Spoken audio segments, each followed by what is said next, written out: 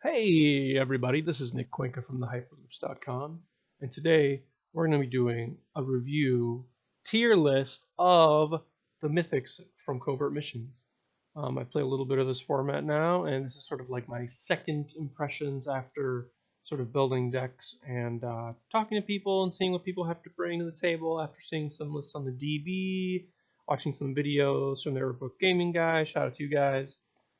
And that's what I'm going to bring you today. Hope you enjoy it. Just remember to always smash that like button if you have a second.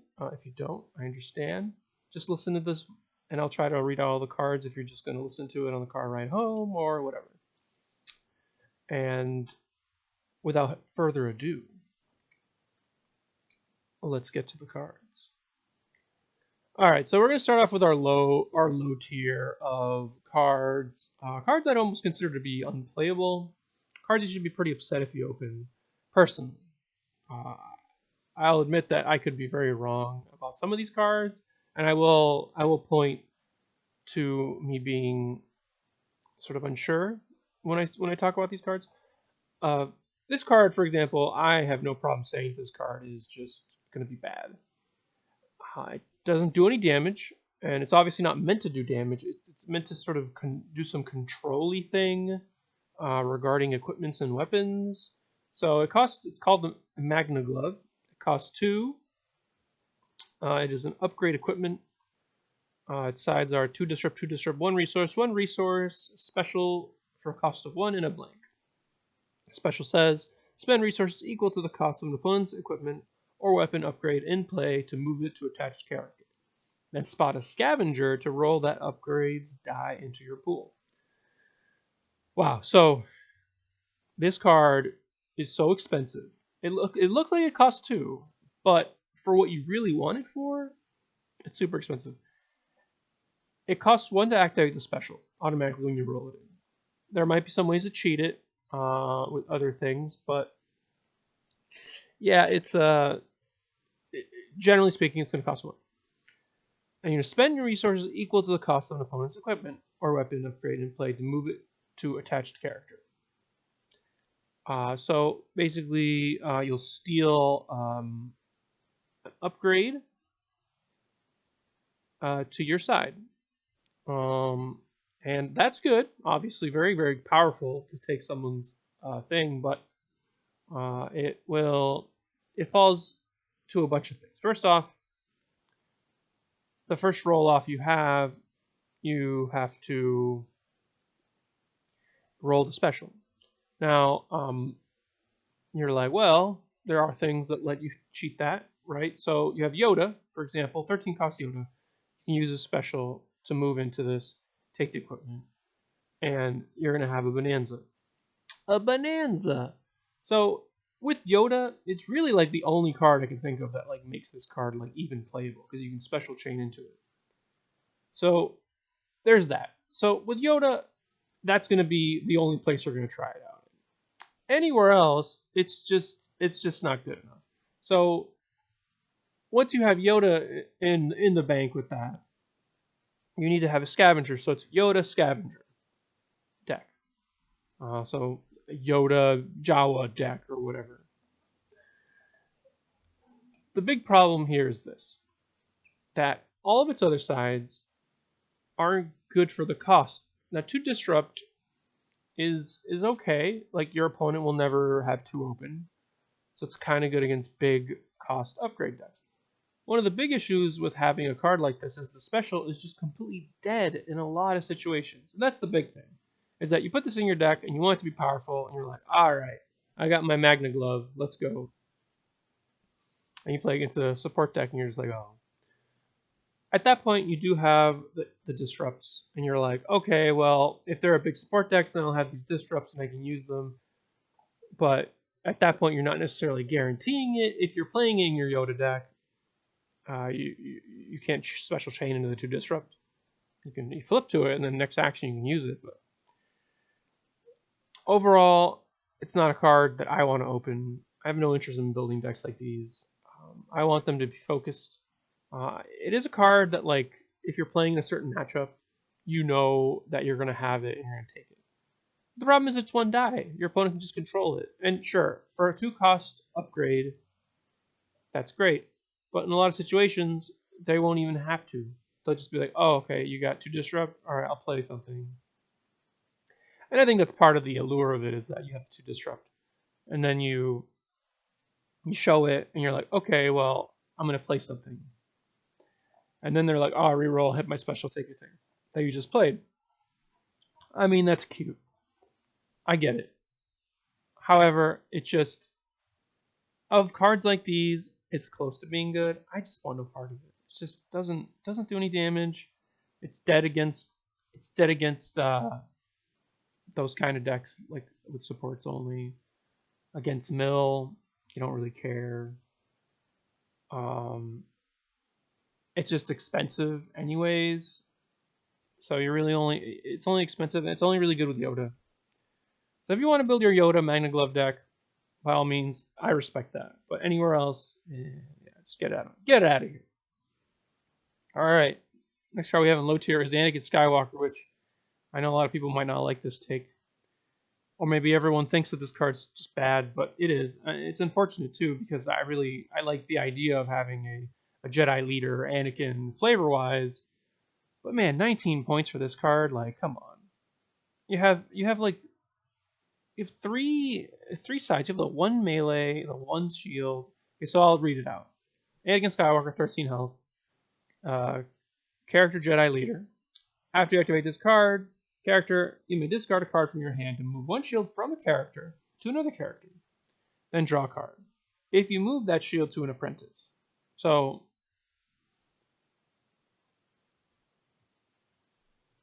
you can take their shield, which is nice, for one card. So if your opponent's playing shields, it's a nice ability, right? Like, it gives you extra health for that shield. It essentially does a damage and takes damage. That's cool. That ability, I like it. It doesn't work all that often. It doesn't work after he's been exhausted, so it's a somewhat time-sensitive thing. And a lot of decks will be relying on healing more. Some decks just won't have shields, so it is one of those things where, like, if Anakin's deck is fast enough, you can get in there, activate him if they took shields at the end of the round to protect their guy. So against someone like Palp, it will do an extra damage. Yada yada yada. The big problem with Anakin is that his dice, they just kind of stink. Like, the 4-for-1 is your best side, and that's great, but it's just one side. Paying 19 to resolve 2 damage, you don't want to do that. Like, it's just not, you're not building towards anything. It's just 2 damage off of a die, and if you played 19 for 2 die, that's like 8 deck building points to do 2 damage in round 1. Like, I mean, it's like fine, but it's just not. It's not. You're not playing above curve. You're playing below curve, and it tries to make up for that with this great ability, which I think is actually good. I think its ability is actually quite good. It's already matchup dependent. It does get better when you have apprentice. It's kind of like a free roll if you're like Anakin with apprentice. So if you're like Anakin Ahsoka, which I think is what they were going for because of the flavor, that makes sense. But yeah, it's that the moral of the story is the die is just bad, aside from the 4-for-1, and then that just includes that's a lot of other issues involving, like, having to pay resources quickly. In order for it to be an apprentice, it has to be a blue character, which is bad. They're bad. Those decks are bad at making resources. So paying 4-for-1, while it seems good, is just, you're kind of like, you're in a sticky situation. It's not like Vader where you have a 2, a 3, and a 4. He has a 1, a 2, and a 4. It's just, and it doesn't have the absurd ability that protects its die. That's the thing. Like, you roll the 4-for-1, they can remove it. Hidden mode is in the format. They just hidden mode it for melee, and oh my god, it's just, I don't want any. I want no part of that life. All right, we got Sinjir Wrath Velus is the end of our bottom tier. I like the design of this card a lot. I think it's actually really cool. The problem is that, well, all right, let me read it first. Sinjazar Wrath Velus, ex-loyalty officer, has 12 health. He costs 14, 17, 17 for 2 dice, 14 for 1 die. His die size are 2 melee, 2 indirect, 1 discard, 1 shield, 1 resource blank. The character Scoundrel, and his ability is after you resolve one of this character's character dice, you may place a card from your hand on the bottom of your deck to remove a die showing the same symbol as that die. Okay, so now that we've soaked this guy in here, what kind of a deck are you building with him? And the kind of deck you're building is not a particularly aggressive one because it's dice. So you want to be building a deck that is kind of slow, wants to take advantage of a larger health pool to grind out your opponent because you're removing things. Because look at you're going to resolve these die sides, which are bad, and then that's the problem is that his sides for the cost are just bad, and you're paying extra for his ability, which is sweet. It's a nice ability, but it's random. And a lot of times they're showing a shield. You're like, okay, well, I'll resolve my shield to remove your shield. Yay, I did some damage, or I moved your die. It also, he doesn't do anything. He has no range side, so if it's a range deck, like you're just screwed. At that point, you're just like, well, I guess, yeah. So those are the big things about him, is that he's too expensive. His dice kind of stinks. He has no range sides to stop range decks. He has 12 health, which a lot of 15. Like if this guy costs 15, then I'm interested. I'm like, okay, we can have an actual partner that can actually deal damage with him. The most aggressive lineup with Sinjir Wrath Velus is the Captain Phasma, who has a lot of damage sides. So in theory, you can play Sinjir Wrath Velus to protect your Phasma, and Phasma's pretty good. She does a lot of damage for her sides. You have the indirect. It's just, man, it's just the randomness of like what you get to choose is really the hard thing with building this deck, because you don't really know what you're going to be doing. You're just like, oh, okay, maybe I'll roll what I need to stop you. I want no part of that life. No part of that life. All right, Rebel Hangar. Okay, this is, now we call it, let's call it low mid tier. And Rebel Hangar is a card that I think initially I thought was really bad, and I think it's still not great, but it does something interesting. And I'm trying to balance this. I'm trying to balance the difference between something that's just like completely unfun and bad versus something that's like interesting, probably bad, but does something that people kind of wanted to do, and they will do it. And just because of that, it might be good enough, and people will play it, and you'll have to be ready for it. And what I mean is X-Wing time, baby. People have been wanting to do this for so long, and the big issue has been that X-Wings have just been getting a bunch of them out is just not guaranteed. But with Rebel Hangar, you add 2 Rebel Hangars to your deck, and you play these for 6. You get 2 X-Wings. If you drew 1 X-Wing, now you're getting a die side that's 3s on all of these. And we're talking, and if you got like 4 of them, like, my lord, like that's just gonna be, that's super gross. Like if you had all 4 out, that's like really good. So having said all of that, if you get 3 X-Wings out, really good. 2 is not great. It's like on par. When you have 4, it's like pretty gross.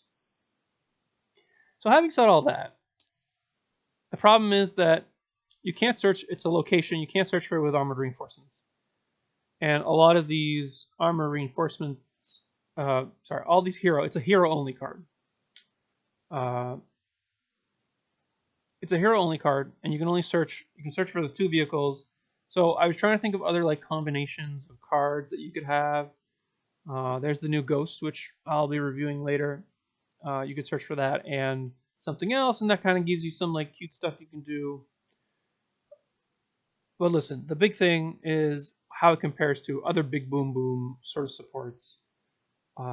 Millennium Falcon is armored reinforceable, so that's a strike against Rebel Hangar, and it's just super powerful.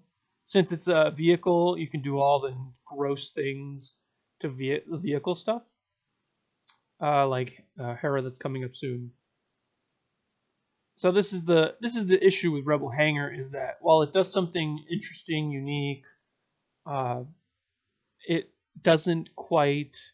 It's not quite good enough, I think, competitively. But I could be. This is one of those things where like maybe the Rebel Hangar deck, it is an armor reinforcements deck. You get your X-wing, you find your 5 other resources, you go there, and boom, you paid what, 6 for 3 X-wings, and you got them out, and you're ready to go. I'm not gonna pretend like if my opponent had 4 X-wings out, I would be a little scared. You know, it depends on how fast you can do that. But I think it's just the thing of like other options are better. But this does something cute that since Star Wars Destiny is sort of, has always been sort of a more casual game. You will have people who will be like, oh, I want to do that. Let's do it. Let's make the best deck possible. And you know what? It could be scary. This die, just to keep talking about it, the die is just terrible. The big problem with it is that you're paying 6 for 4 cost of cards and like a die that's worth a resource. So you need to make sure that what you're getting is worth about at least 5. And when you get two X-wings and you have a third out, that's about 5. And you have 4, when you have 2 out and you get the 2, then that's really good. So that's my take on this card. It could end up being higher than this. I didn't want to put it on the bottom tier because it's at least more interesting and it has like a theoretical home for a person that wants to make an X-wing deck. All right, Anakin Skywalker's lightsaber is just, it's good. It goes well with Anakin, because so I'll read it. Costs 3 sides. Die sides are 2 melee, 2 melee, a 2 melee modifier, 2 shield, 1 resource of blank. It's an upgrade weapon, has redeploy. Discard this upgrade from play if you control Rey's lightsaber, because it's the same lightsaber. After you play this upgrade, give a character you don't control 1 shield, then give a character 2 shields. So this is going to be a one-of in decks that are hero. I think Reylo will definitely play one of these. Seems very good there, instead of other Rey's lightsaber. You can do overwriting with this card. Let me make sure I get this right. Upgrade from play if you control Rey's lightsaber. I'm sorry, I'm blanking on the order, but you can, if you had 2 Rey's lightsaber, you can't overwrite into another one. But if you have Anakin's lightsaber, I believe you can overwrite one or the other. I'll make a little comment of it once I figure that out. But in any case, it's better than playing the second Rey's lightsaber because of that rule. 2 guaranteed shields, not necessarily only on Rey, is like pretty good. And giving your opponent a shield can actually be like can be a good thing, especially if you're playing Anakin, which you probably shouldn't. But hey, do what you want. Game's fun. But I just put it down here, and yeah, it's a card that's going to be in a deck. You're not like, oh my god, I want to go build an Anakin lightsaber deck. Let's move on. All right, we got the Dutchess here, which it has a clear home with Watt Timbre.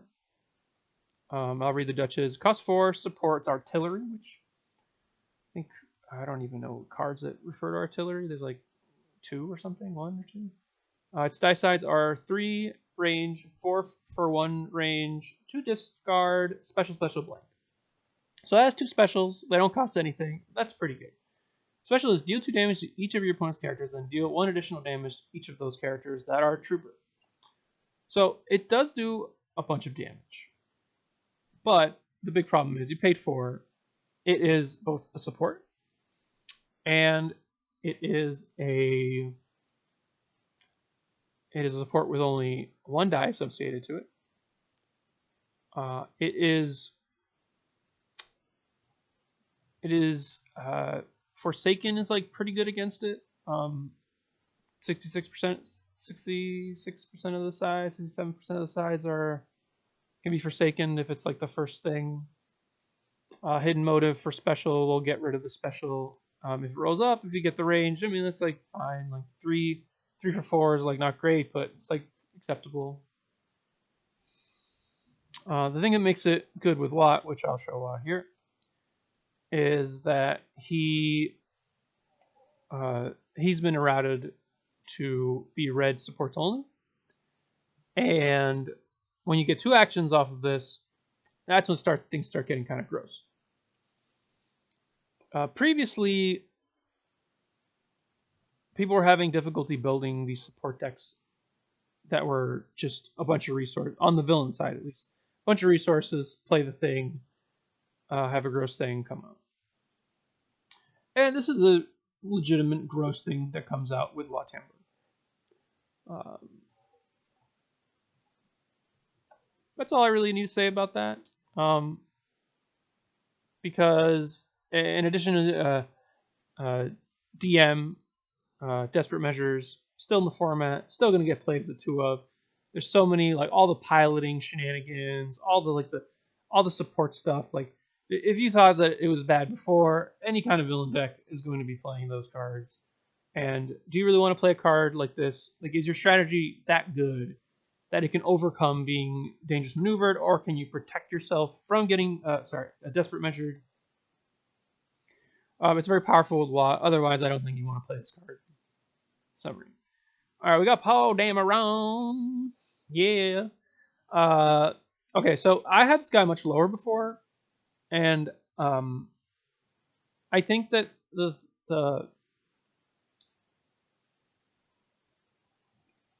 Poe Dameron Reckless Aviator. I'll read it out first before I start talking about it. Die sides are 2 range, 2 indirect, 1 discard, 1 resource, blank. 12 health. He's a character pilot. He has piloting. Power action, spot a vehicle that has no damage to place 1 damage on it, then resolve its support die showing damage, increasing its value by 1 or by 2 instead if this character is piloting it. Okay. So it seems like he costs a lot, and he does. But I think there are some supporting cards that really work well with him. You can play Armored Reinforcements Poe Dameron with Satine, and play like multiple little things. We saw previously how I showed the bay here, Rebel Hangar. We showed Rebel Hangar, and yeah, Rebel Hangar is expensive. Poe Dameron wants little things, and you want to play X-Wing, so like let's try putting them both together, and that could work out. The big issue with these sort of styles of decks, it has a lot of issues. I actually wrote an article talking about Poe, and I sort of talked myself into thinking that he might be okay. The big problem with him is that it's a support deck with a 12 health character that costs 17, so you better make sure they can, for 12 health, that's not a lot for 17.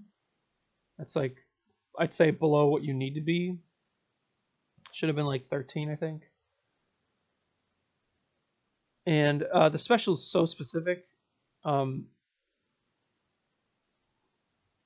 the interesting thing about Poe is that you can pilot a vehicle, right? But then they remove that die and you can't use the power action. Very similar to Snoke. But if you had another vehicle, you can use it, and then you could power action it. If you hadn't used it, just increase it by 1. It does take a damage, and you won't be able to do it next time. But hopefully you will be able to you can at least use it, for the +1, which is nice. But yeah, being able to control the die that it's super easy. There's so many cards that can control like electromagnetic pulse is a card that just gets rid of a vehicle die cleanly. I think it's a card that's definitely going to get played more. I think everyone and their mother will at least have one in their deck. You'll have the Maniacs running 2.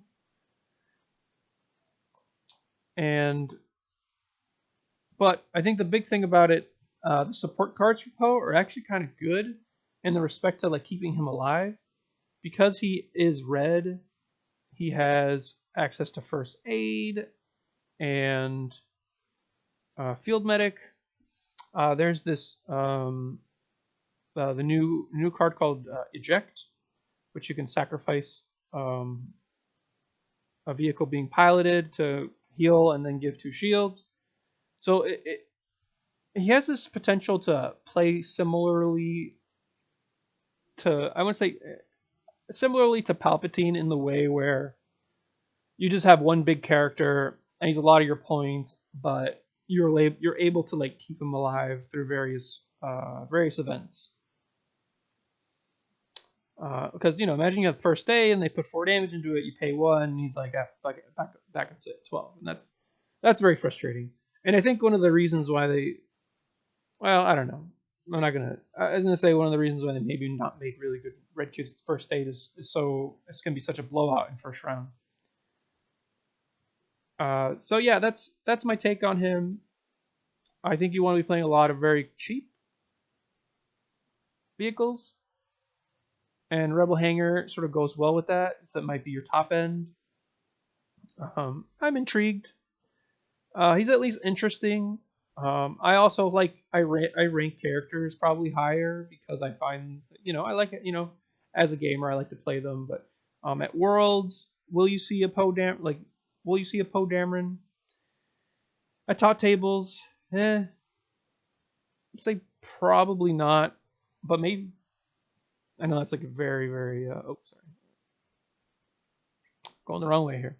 All right, Z6 Jetpack. Okay, so we're talking about like this out of perspective of competitive play. Where I liked Poe.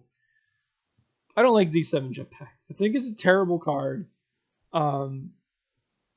And I really think it's like one of the cards that I'd be like kind of one of the most sad to open. Because it's not like very splashy. It's just kind of like, oh, I'm a Jetpack, or whatever. My die sides are like kind of mediocre. Except my special gets better and better, which, like if you get it round 1 and you keep specialing it. The problem is that like if you roll the two, you really only have 2 sides that you really want to like resolve, and that's the 2 damage and the special. So, getting that out of the way, the reason why I have it out is so Django, he essentially costs 1 for Django because it will be your equipment. And I previously tried to build Django decks, and they were really hard to build because you didn't have like very many cards that were like playable at all. But Z6 Jetpack's actually like fine. It's also neutral, which means that both villains and heroes can play it. So those are all positives for why I think it's not like low tier.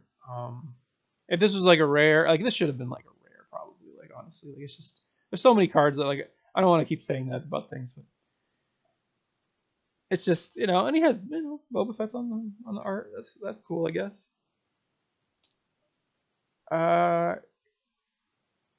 Yeah, Z6 Jetpack, 2 range, 2 for 1, 1 disrupt, 1 shield. Special says it starts in play. So this upgrade enters play with 1 resource on it. That's what it says. Special says place 1 resource on this upgrade. Deal indirect damage to an opponent equal to the number of resources on this upgrade. Alright. So you use it once, it's going to do 2 indirect. I believe there's also some ways to maybe like cheat upgrades onto it. I'm pretty sure that there are. Whether they're worth that, I don't think it's probably worth it, but you could do that if you want to go to Funtown, USA.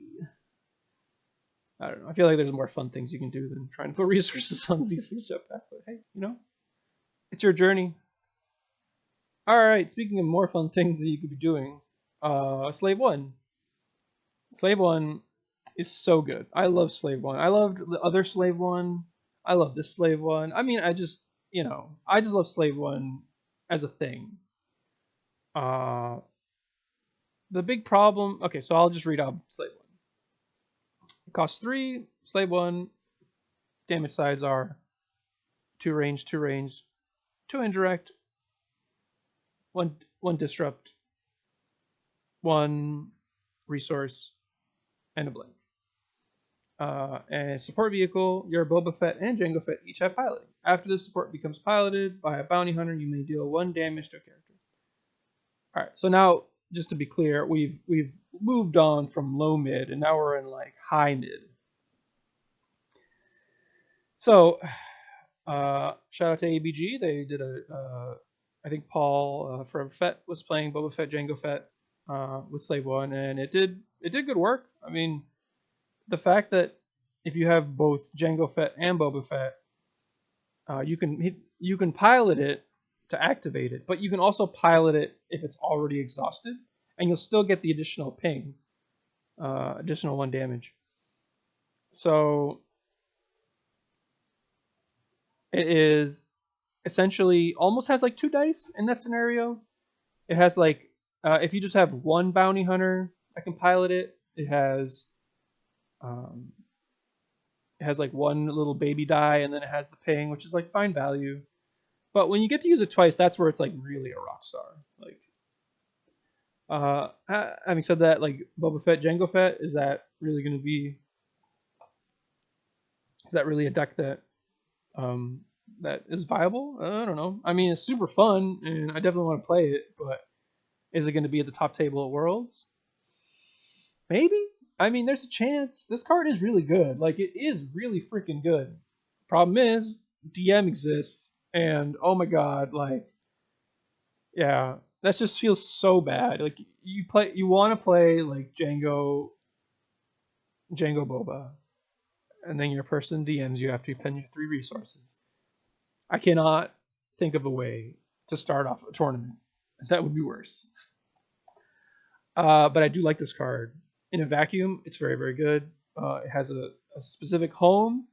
I haven't looked at the lineups yet. If there's some way to get 3 bounty hunters to pilot it, then that's going to get nuts. There are ways to give people bounty hunter through bounty hunter mask, and there are ways to give characters piloting, I believe. But I need to double check that. But I think there are ways to give characters piloting. So yeah, I don't know if you can get 3. If you could, then that's really, really good. But that's the thing, is that all these things are kind of like fair, good, die to DM, and then your deck is kind of mediocre. Although, Jango Boba is still like, Boba's later. Boba's actually good. Boba's like worth playing it with Slave One. So we'll move on here to Ghost. Now I looked at this. I don't know how someone better than me will do this, but how action cheating is so stupid, and I hate it, and I hope it dies. But on a competitive scene, it's just something that's really, really good. And the Spectres are good. Like, Kanan's also obviously very good. We have Hera's coming up in a second. And the fact that this lets you action cheat in a bunch of resources for a die that's like very reasonable. And also the ability that gives a shield to all your guys. Like, what? Like, really? So, I'll read Ghost. It's 3 resources, Ghost, 2 range, plus 3 range, 2 disrupt, 1 shield, 1 resource. It's a support vehicle, has ambush. After this support enters play, you may activate a Spectre you control. After you resolve this die, you may give each character piloting the support 1 shield. Okay, so it comes into play. You activate a Spectre. Some Spectres have piloting. Well, Hera has piloting. And then that die can resolve right away. You get some shields. Or multiple Spectres can I think there's Hera and Sabine. Hera, another Spectre pilots it, and then you resolve it. And you give them all one shield. A little additional value. But yeah, the whole ambush thing is that's just like could be such a blowout. It only happens on the first time you play it, and I think it's probably like a wombo at the end of the game where you're just like, haha, There are things that did that for free, but the fact that it's sort of flexible in doing both, and its die size is actually quite reasonable, like 2+ damage size, like pretty good. Has the problem as DM, desperate measures, it blows up. You can find it with armored reinforcements, which is nice. You can also do that with Slave 1, but I mean that's not as good because you have to have a red character, and that red character is not a bounty hunter. But anyways, I digress. Yeah, I mean personally, I'm more excited for Slave 1 just because I love Boba Fett. I love Slave 1. But I think this has the chance to be better because of the ambush shenanigans. Also, like the tankiness of getting a shield every turn is like quite good. I definitely could have put this ahead of Boba Fett. The order of these is not super important, but I think that I think there's a good chance that Spectres might just be like better than bounty hunters, and that's really why I put it ahead. Speaking of Spectre, man, all right, Harrison Dula, seasoned captain, costs 9 health. Is die side is 1 range, 2 range, focus, resource blank. Costs 9 for 1 die, 12 elite. It's a types R character, leader, pilot, Spectre. It's piloting. She has piloting. After this character begins piloting a vehicle, you may spend 2 resources to ready that vehicle. Hera has a very clear home in a sort of fat fire spray, not fire spray, fat untap, ready vehicle deck with a bunch of mods on it. These decks have not been super popular mostly because of DM, honestly. But there might be some lower to the ground sort of situation where you just want to do a mix of like littles on both sides, just sort of hedge to getting completely blown out by DM. Because a lot of those decks just couldn't reasonably play around DM.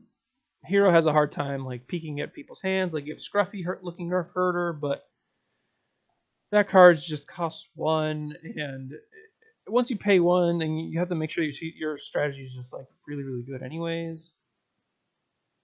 But having 2 resources to like ready a vehicle later in the game is pretty good.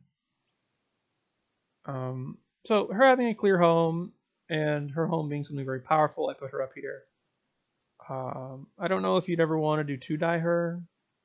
I mean, her die is like pretty good, but at the same time, it's like, do you want to put that extra 3? Because if you are playing that deck, like they are going to kill her. Like they don't want you like to be untapping. They don't want you to be readying, so they're just gonna go after her.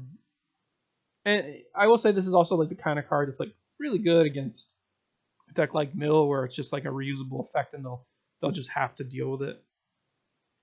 So that's nice. And they want to deal with it, but they can't. They have to kill you, and you'll be able to untap a big vehicle, like probably at least twice. All right. Now, at the end of mid-high tier is Boba Fett. Now, Boba Fett, I'm going to read him out because he's sweet. Boba Fett, infamous and ruthless, 11 health, 1 range, 2 range, 2 melee, 1 disrupt, 1 resource blank.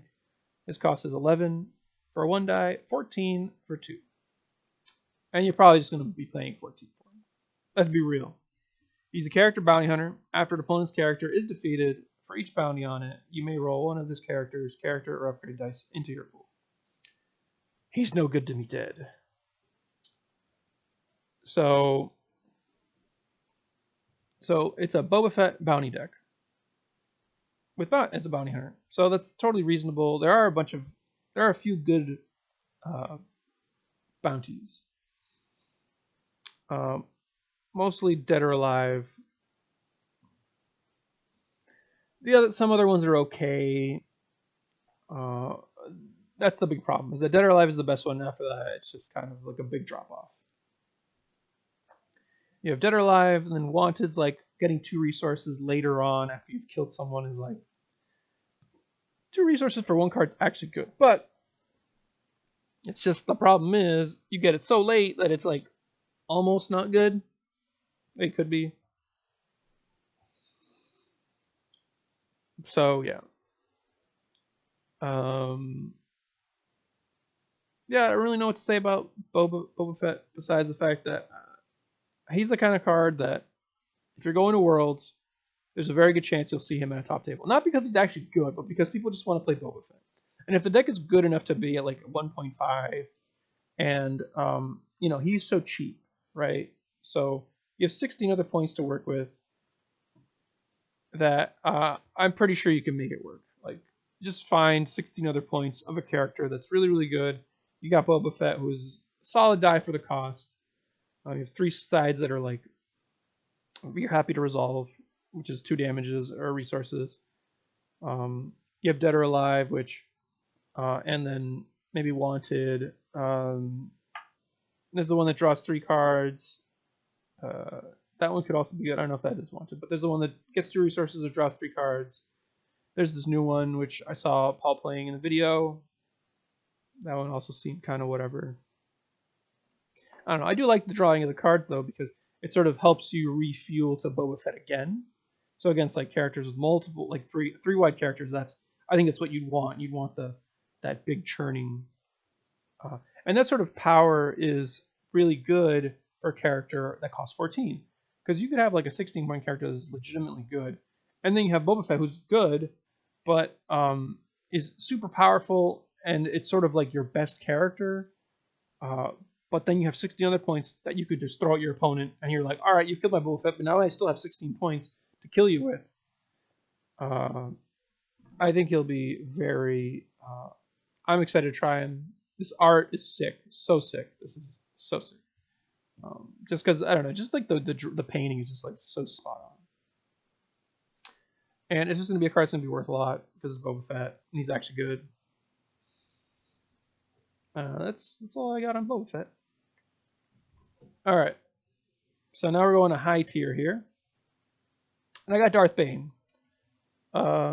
I was initially kind of down on Darth Bane, but I think that he is the real deal.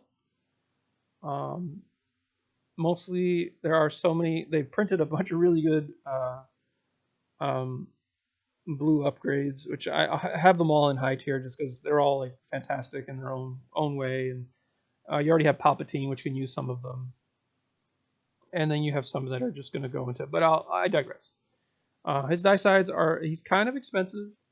1722. He has 14 health. Darth Bane. His die sides are 2 range, 3 melee, 2 shield, 1 resource, 1 special blank. And then he's a Sith. And the first time you play ability,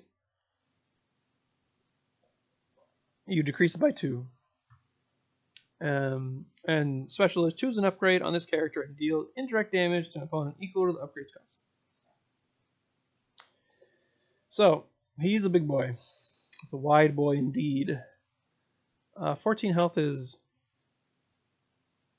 I mean, so the cool thing about what we've learned, I think, about these kind of decks from seeing Palpatine is that 2 shield sides are actually like really good for big characters like this that want to protect themselves. And you're going to have such powerful things that you're playing on him that you just need to like get to an end game where like you're just more powerful than your opponent.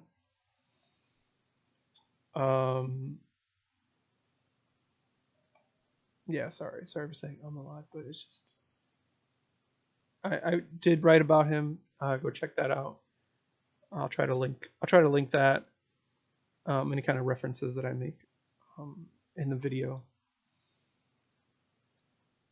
Yeah, I mean, I think the die sides are solid. Like a 3 side is actually really, really good, obviously.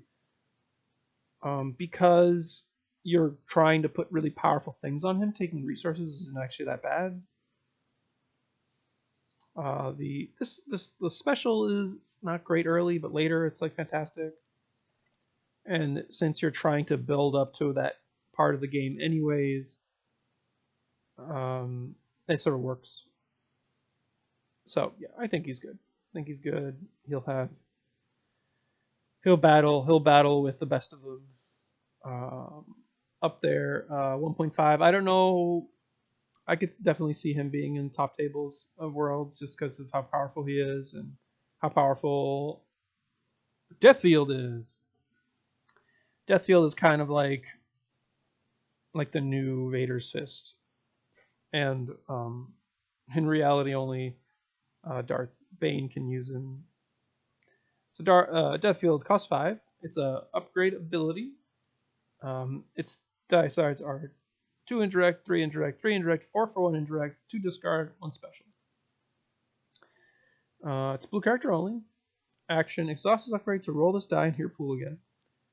And special says deal 2 damage to each of an opponent's characters. Okay, so yeah, this card's pretty much made for Darth Bane. It costs 3 to put on him. You just need the 1 more, and then you can just go to town and do a bajillion damage. Once you put it on him, Darth Bane's special just gets gross, so that's great. Every turn, you're gonna have to deal with this twice. This damage just adds up fast, even though it's indirect. Like 3 indirects, like so much better than 2 indirects. Like it's not even funny. And obviously, like the special is just bananas against. Well, you know, it's just gonna be a 4 damage when it matters, and later on in the game, it's like it'll be 2, or you can get to 3 or a 4 or whatever. I mean, even if you get a 2 discard, like that's so stupid. Like that could be so stupid. Your opponent would just hate you sometimes, depending on the matchup. You play against like another ramp deck that really wants all its cards. So yeah, I don't really know what else to say. It's villain. Palpatine in theory could play it. I don't know if it wants to. It is very powerful, so I wouldn't be surprised if it does want to play it as sort of like the top end for the non. It doesn't kill specifically a character, and Palpatine's it kind of likes doing that, so it might not fit with that. But it is super powerful. I wouldn't definitely going to be experimented with in that place. All right, and finally we have what I think is the best card, the best legendary in the set. Not necessarily the best card, but the best legendary in the set, and that's Xian Mastery, for a bunch of reasons. I'll read Xian Mastery. Costs 4. Its die sides are 3 melee, 2 shield, 2 resource, special. No blanks. Like all the masteries are like that. And it's an upgrade ability form. And it's blue character only, limit 1 form per character. After you play this upgrade, you may roll this die into your pool. Deal 2 damage to a character. Special is deal 2 damage to a character. You may remove a die showing damage. Okay. So this works really, really well with Darth Bane, as it can be your first thing you play without even having to get a resource. So that's great. Your opponent rolls in some damage, then you're just like, or you just roll this in first, and then you hit the special, you make your opponent cry because they have to resolve their crappy damage side or whatever. It's just, or 3 damage, just a 3 damage side like that you could play on the first turn, and you use it twice because reasons. You only use it twice the first time, but like the fact that it's neutral. You can a deck like Reylo will definitely be interested in a card like this. Just so powerful. Good on defense. Like has great sides all around for Reylo. Just you're happy to get all of those. Like, oh, I get some shields, great. Oh, I get 2 resources, fantastic. Oh, I get the specials, sign me up. So Reylo and Palp as well. Like Palp will be very happy to think about playing a card like this. So there are a lot of good. There's like Nyman Mastery is very good. And it's hard to I don't like the argument of like, oh, Nyman's really good, so this card's not as good. But like, I think Nyman just shows that that kind of card was so good that like this card will be definitely the most expensive. I'm pretty sure in the set, just because it is neutral.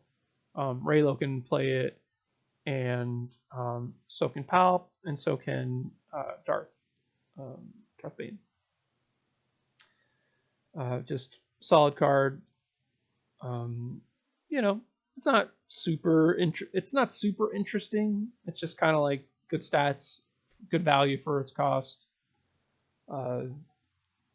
You know, like you can do 6 damage the first time you roll it in, or you can like do 2, take a die, then take 3, or you know, 2 shields and 3 damage. Also seems fine. Like, you know, or you know, you get the 2 resources. Like the 2 resources is so stupid. Like that might just be the thing that makes it super silly. Like you're just like, oh, okay, well I rolled it in. Oh, this actually only cost me 2. So like, you look at this die. If it just said, after you play this upgrade, roll this die in your pool. If you took that out, but it only costs 2, would you play that card? And yes, you would play that card. That card would be so stupid. Like that die side would just be like, oh, and you can also keep churning out 2 resource sides. So yeah, it's just, I think it's the best one. It's the most flexible. It's only blue character, but blue decks kind of need some help anyways. So just have that.